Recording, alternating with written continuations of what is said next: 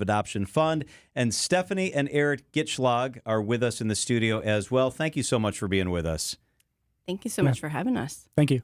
I want to start by asking Stephanie and Eric to tell us your story, because it's an amazing story. It's a powerful story. It makes my heart happy. You recently adopted 4 kids from Brazil, and they're not little babies. 4 kids from Brazil. Stephanie, tell us about the adoption of your 4 new children from Brazil. Well, so we have 3 biological kids, and we wanted to have a little bit larger family. We never thought we were going to have 4 kids adopted from Brazil, but we heard their story a little over a year ago that they needed a home in order to stay together, and we felt like we could do that. So we got home in April, at the end of April with them, and so now we have a 18-year-old, a 14-year-old, a 12-year-old, another 12-year-old, a 10-year-old, a 9-year-old, and an 8-year-old. Wow. Okay. I think we need to go back to the drawing board for a second here. That's So, amazing. Are those some of your biological children along with the adopted, Yes. or are there other adoptions? No. Correct, yes. So it's 4 adopted kids, and we have 3 biological kids. Eric, this is such a big commitment, and your heart must be so full. Why the decision to do this? I mean, at the very core, you went far, far away, brought kids here who really needed love, but it's an impact, obviously, on your family. Absolutely. All I can say, honestly, is that for us, it was Jesus. That was the reason that we did it initially. But we read a book about a story about another person who had adopted. And my wife always wanted to adopt herself, adopt kids. And I was kind of a latecomer to that. And so after reading a book about this other person's adoption story, and they had adopted several kids from China, I was just like, wow, this is a really good thing. So I was like, okay. We'll look into it, and we started that process, honestly, back in 2018, and so we finally just finished in April. How's the assimilation gone? It's remarkable. You had kids that are old enough to understand all of this, and you brought other kids in that are clearly old enough to understand the totality of the situation. How's it gone bringing the family together? I think it's beautiful and hard all at the same time. You know, you're working on blending cultures, languages, families, and we hadn't known, but the siblings had not been together for quite a while before we got them. And so they're learning how to be siblings and how to be part of a family and how to have parents. And so it's been a major change, but really amazing to watch our ability, because we adopted older kids, to be able to provide a lot of their firsts. Like last week, we did some pumpkin carving, and just the joy. I've never seen an 18-year-old more excited about carving a pumpkin and getting his hands dirty, because he's like, I've never done this before. This is the very first time. So it's a great. Yeah, it was a little frightening when we threw him a birthday party, and he was like, I've never experienced anything like this before. And he's like 18 now. And so just to provide that for him, he's like, wow, this has been the best day of my life. So that's amazing. Cool. Things that are just every day for us, right? Right. So, and it's an amazing gift, what you guys are able to provide. Do you see it in the adopted children every day? And now I guess one's an adult. Just something that makes you feel like you've helped improve their quality of life. You're giving them opportunities they otherwise would not have had.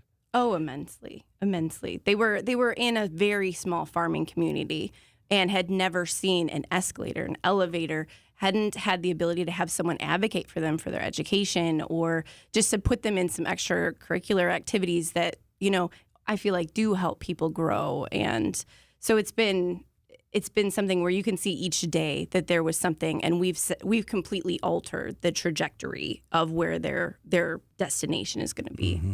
Scott Ripke is the board president of the Gift of Adoption Fund, and you guys, I know, had help, financial assistance from the fund. Scott, tell us about the mission of the Gift of Adoption Fund. Well, the fund, the mission is very simple. We raise money and we give grants out to families like these, and that's where it was really important for my wife and I to get involved in this, is when we started to meet these families. My wife's been involved for a little longer in the fund than I have. She got brought in from a colleague at U.S. Bank, and once we started going to the fundraisers and started meeting the grant families, that's where it really hit home. And you started to learn about the need and the love and the benefit, right? The benefit not only to the child, and the benefit to the families, and then the benefit to the community at large, right? From taking these children from pretty desperate situations into a situation where there is so much love in the home, and what it's going to do for these kids throughout their entire lives. Eric, how much more difficult would this have been without the good work of the Gift of Adoption Fund? It would have been impossible, honestly. The level of financial commitment to take this to completion is astronomical, and a normal human being like myself could never have afforded it without organizations like Gift of Adoption. Right. I want to thank you for what you do. My wife's adopted, and just after 50 years of being alive, met her birth mother for the first time. And it's an amazing thing to watch what you do and what you guys are doing with these children. And there's a way that other people can help. You have a big fundraiser coming up. Tell us about what you got going on. Yeah, so on the 20th of this month, we're going to have a casino night out at Western Lakes in Pewaukee. And we're going to get about 100 people together, and we've got donations, corporate donations from around the area. And the board members are heavily involved in it as well. And generally what we look to do is to be able to raise enough money to adopt 6 children, because the cost is somewhere between $4,000 and $7,000 per grant that we give out. Does that cover the whole cost? What does it cost to adopt a child? No. Yeah, the entire cost, for a fairly simple domestic adoption is can be $30,000 or $40,000. But for an international adoption and all the rest of it, it can well be 6 figures, right? So you think of it as kind of as a down payment on a house, right?